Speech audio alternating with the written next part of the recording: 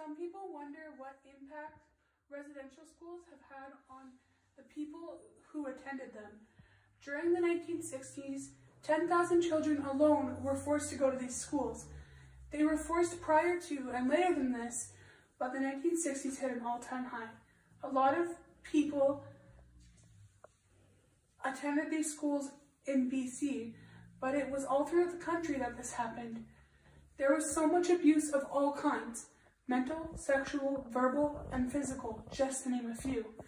Because of this, children learned to despise the traditions and accomplishments of their people. In some cases, they started to despise themselves. A study in BC found that 93% of children who attended had experienced loneliness, and 91% had experienced loss of their language and culture. In people that went to residential schools, there are increased rates of chronic and infectious diseases. These can include, but are not limited to, obesity and diabetes. There are certain symptoms which are now known as the residential school syndrome. This syndrome is similar to PTSD in many ways.